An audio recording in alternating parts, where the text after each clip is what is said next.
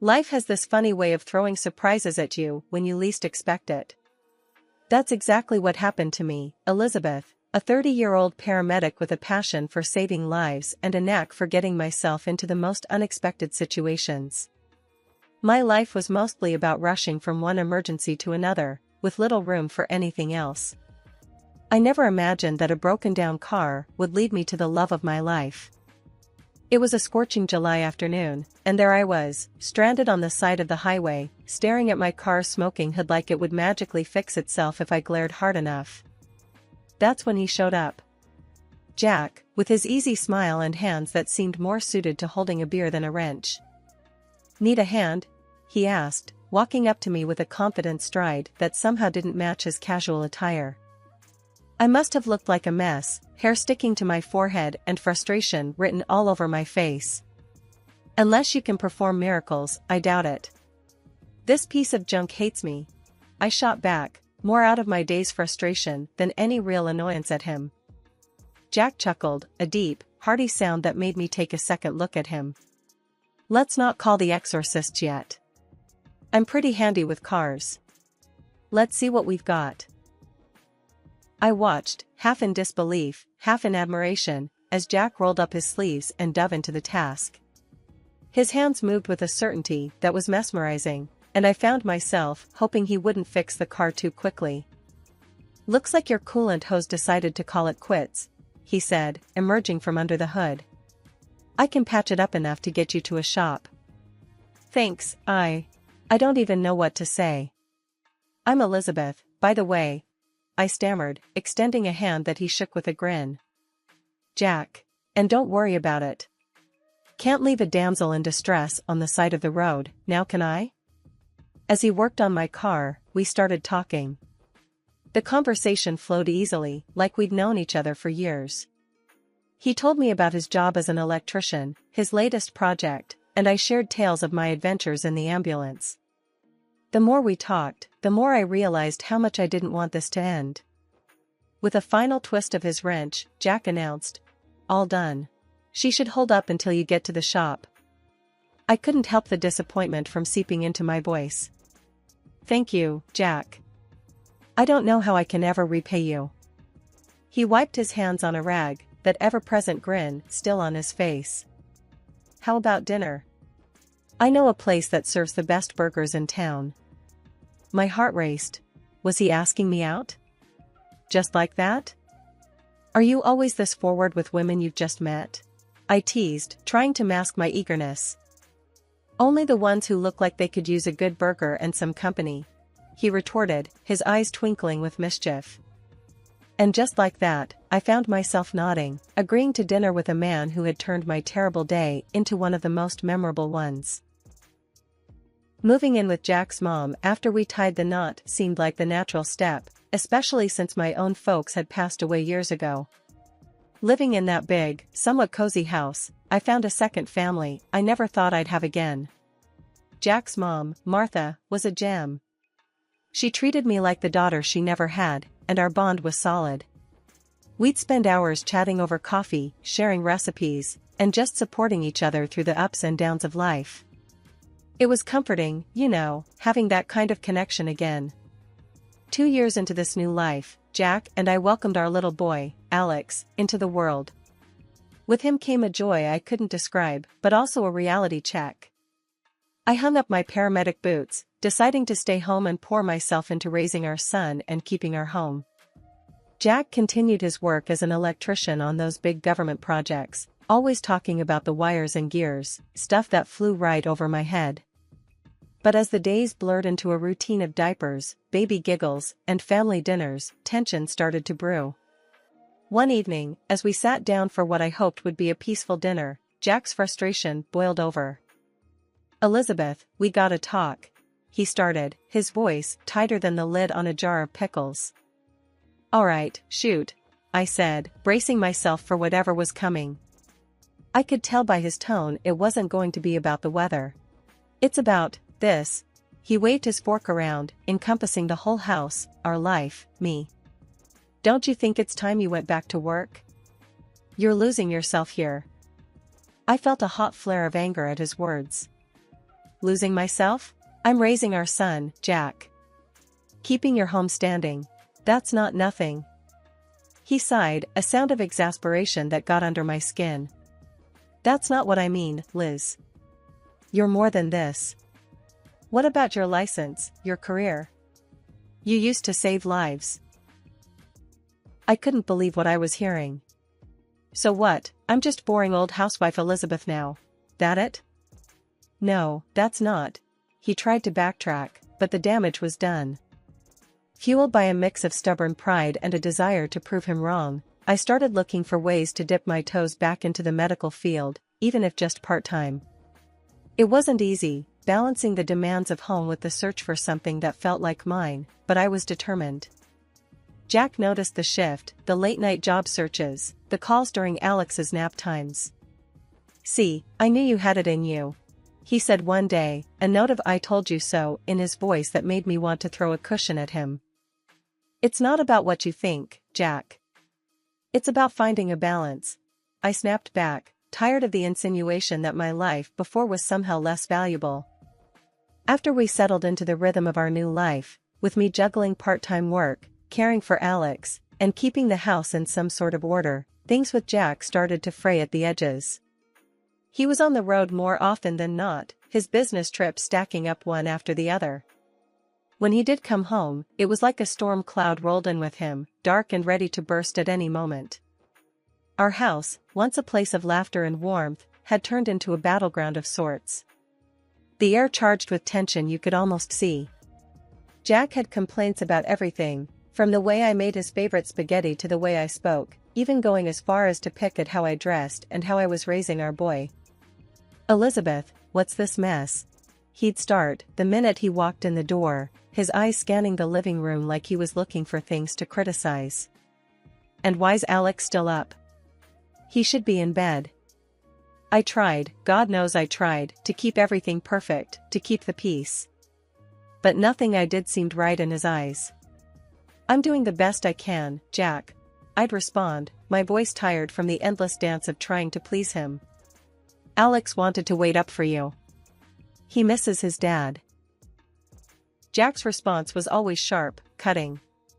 "Misses me or not, you're the parent here most of the time. You should make these calls, not him." Martha comforted me, saying that Jack was just tired. I wanted to believe her, but sometimes it seemed to me that our marriage was collapsing right before my eyes. The day Martha got really sick was like any other day until it wasn't. I remember getting the call while Jack was off on yet another business trip. When I told him his mom was in bad shape, his reaction floored me. "Elizabeth, can't you handle this? You're the medic," he said, irritation clear in his voice. "I'm up to my neck in work here." I couldn't believe what I was hearing. "It's your mom, Jack. She's really sick. This isn't just some small thing I can fix." With no support coming from his end, I did what I had to do. I got Martha to the clinic, praying it was something minor, something fixable. But fate had a cruel twist in store. The diagnosis was a brain tumor, inoperable. My heart sank. Martha's vibrant spirit didn't deserve this dark turn. As Martha's condition deteriorated, I found myself juggling more plates than I thought possible. Taking care of her, managing the house, raising Alex, it was a balancing act that left me drained. Through it all, Jack was conspicuously absent, his interest in his mother's health seemingly vanished. Eventually, Martha's care needs became too much for me to handle alone. Reluctantly, I arranged for her to move to a specialized care facility. I visited her as often as I could, Alex always in tow. Those visits were bittersweet. Martha, despite everything, remained the warm soul I'd come to love like a mother. During one of our last visits, she took my hand, her eyes filled with a mix of sadness and gratitude. "Elizabeth, thank you for everything. I'm so sorry for how he turned out," she whispered, her voice barely above a breath. "Martha, don't. It's not your fault," I replied, my voice thick with unshed tears. But she just smiled, a weary, knowing smile. "You'll see, dear. There's a surprise waiting for you," she said, but refused to elaborate. Not long after, Martha passed away. Jack's absence at his own mother's funeral was the final straw. It was me who arranged everything, me who stood by her grave, saying goodbye to the woman who'd become more of a family to me than my own husband. The world I knew shattered around 2 a.m., when the sound of the front door banging against the wall jolted me awake. My heart raced as I saw Jack stumble in, not alone, but with a woman hanging onto his arm, her smug smile slicing through the dimness of the room. "Elizabeth, get up. We need to talk," Jack slurred, his words soaked in alcohol. Blinking the sleep from my eyes, I struggled to make sense of the scene before me. "Jack? Who's this? What's going on?" "This," he waved at the woman beside him, "is Sheila. She's going to be my wife. You need to pack your stuff and leave. Now." The room spun. "Leave? Jack, it's the middle of the night. Where am I supposed to go with Alex?" I could barely get the words out, my voice a mix of disbelief and rising panic. Jack's expression was cold, detached. "Not my problem. I've been waiting for the right time and now's it. I'm done with you." Fumbling for my phone, I hit record, my mind racing. "Done with me? Jack, what are you talking about?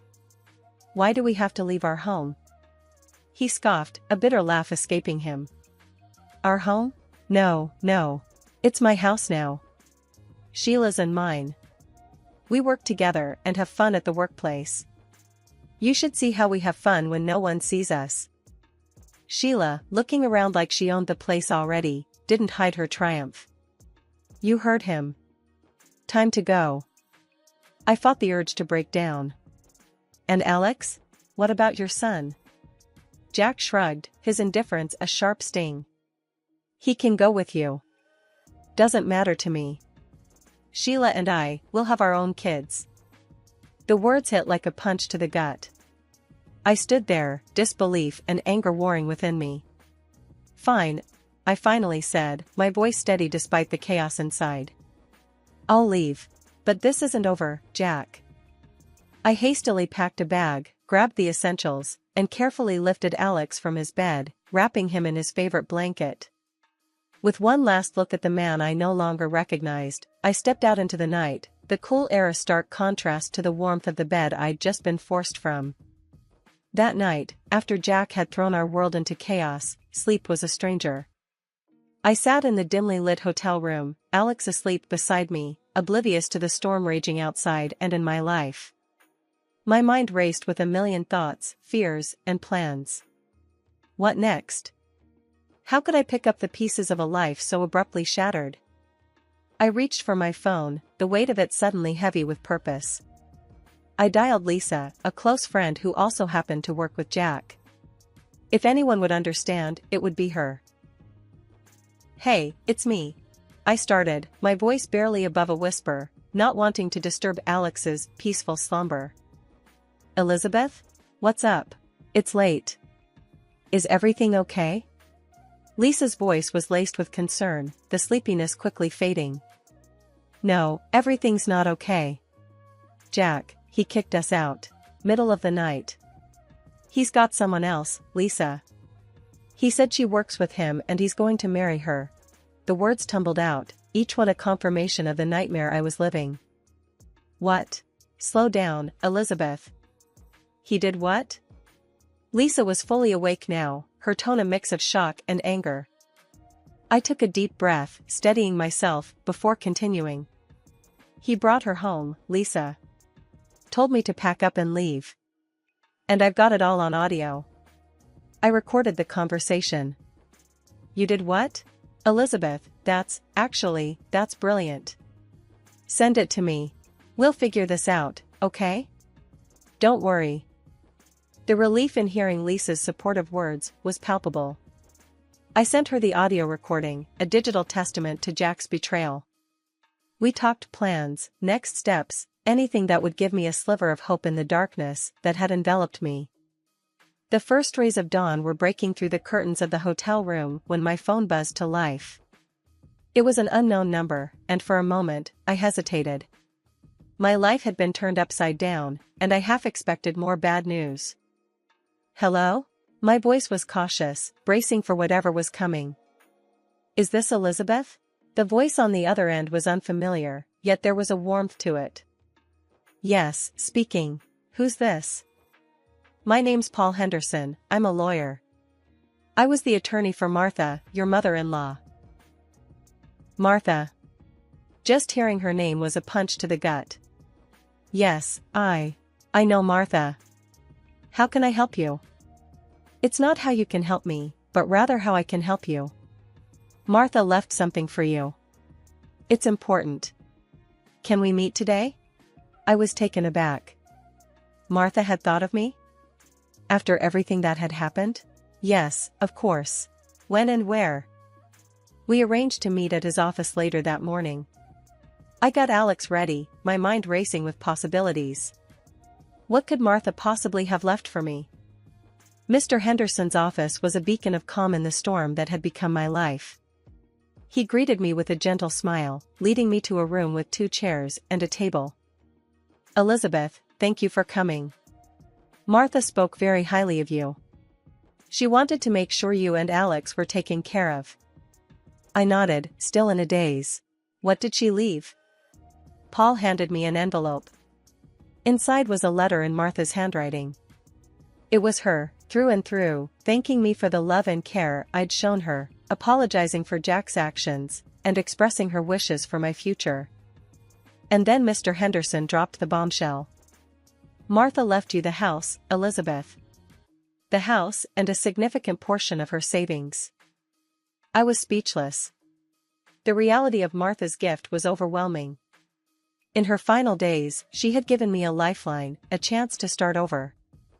Is this even legal? Can she just cut Jack out like that? I asked, the words barely making it past the lump in my throat. Mr. Henderson nodded firmly. Martha was very clear and took all the necessary legal steps. The house is yours, Elizabeth. And there's enough in savings to give you a fresh start. I broke down then, tears of gratitude and relief streaming down my face. Martha, even in her final days, had been thinking of me, of Alex. She'd given us a future when it felt like all hope was lost. Barely a day had passed since I'd stepped into Mr. Henderson's office, carrying the weight of the world on my shoulders, when my phone buzzed with a call from Jack. His voice was like a storm, all bluster and rage. "Elizabeth, get over to Henderson's office now," he bellowed. I could almost see his face, red and twisted in fury. With a deep breath to steady my nerves and Alex in tow, I headed back to the lawyer's office. The atmosphere was electric with tension, Jack and his mistress already there, pacing like caged animals. As soon as I walked in, Jack zeroed in on me, waving a stack of papers like he was trying to fan flames. "What's this crap about, Elizabeth? Why'd my mom leave everything to you?" Mr. Henderson, ever the calm in the storm, interjected. "Please, let's all sit down and discuss this rationally." But rationality had left the building. Sheila, her earlier smugness replaced by a dawning realization, eyed the door like it was her escape route. "The contents of the garage, Jack. That's what your mother left you," I said, finding a strength I didn't know I had. "Everything else, she left to Alex and me." Jack's face contorted even further, if that was possible, a mix of disbelief and fury. "The garage? What am I supposed to do with that junk?" Mr. Henderson handed Jack another document, a letter from Martha. "Your mother had her reasons, Jack. She hoped you'd find it in yourself to understand one day." Jack skimmed the letter, and I watched as the fight seemed to drain out of him, replaced by a sullen, defeated anger. This is bullshit."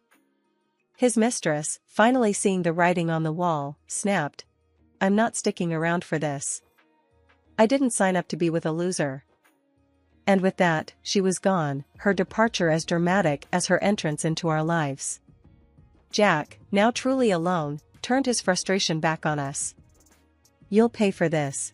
I'll sue. I'll—" Mr. Henderson, unflappable as ever, cut him off. "I'd advise against that, Jack. You won't win, and it'll just waste your time and money." The room went silent, the only sound the soft, uneasy breathing of everyone present.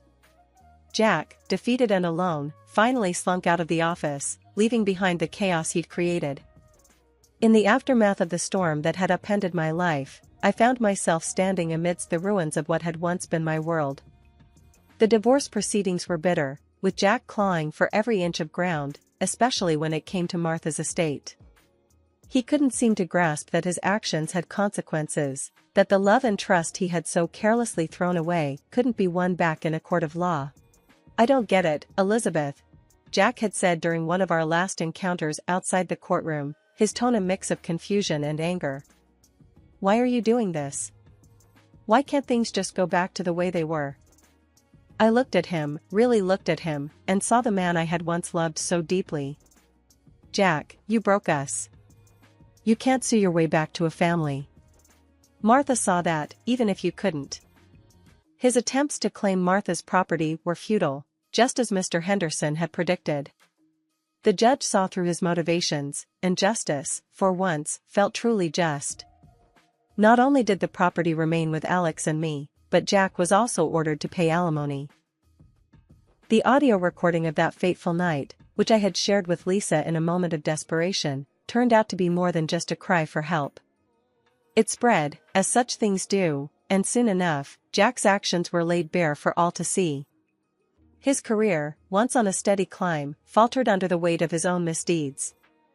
Transferred to another branch with a reduced salary, the consequences of his actions finally seemed to catch up with him. His mistress, Sheila, fared no better. Caught up in the whirlwind of her own making, she was fired for misconduct. The workplace, it turned out, was no place for the games they had played. She paid a fine to the construction company, a tangible mark of her wrongdoing. As for me, I found solace in the simple things, the laughter of my son, the warmth of our home, and the support of friends and family.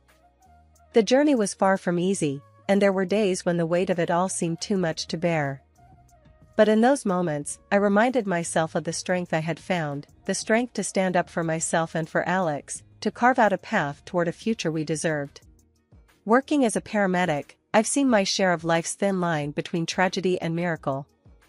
Yet, through it all, a spark ignited within me, pushing me toward a dream I thought was out of reach. With the inheritance Martha left us, that dream's become a tangible goal. I've started studying to become a doctor. It's tough, juggling studies with raising Alex and working, but somehow, we're making it work. Living in the house Martha left us has been a blessing in more ways than one. It's a constant reminder of her love and belief in us. Alex, he's growing up so fast, and every day I see more of the person he's becoming. I've made it my mission to show him there's strength in kindness, intelligence and humility, and bravery and honesty, qualities his father, unfortunately, lacked. I've never badmouthed Jack to Alex. Kids are smart, they see and understand more than we give them credit for. Jack's absence has been a silent testament itself. He's shown little to no interest in being a part of Alex's life, and honestly, we're better off for it. One evening, as I was cracking open the books after putting Alex to bed, he came padding out of his room, a thoughtful frown on his face. "Mom, why doesn't Dad want to see me?" It was a question I'd been dreading, but I was prepared. Sitting him down, I chose my words carefully. "Alex, sometimes people make choices that don't make sense to us. It's not a reflection of you or your worth. Your dad's choices are his own." He nodded, processing this. "I know. I just wish he cared more, you know?" I pulled him into a hug, my heart aching for him. "I know, kiddo. But you've got me, and I've got you. We've got enough love for 10 families. Plus, you've got an army of people who adore you." Alex smiled, a bit of the weight lifted from his young shoulders. "Yeah, I'm lucky, huh?"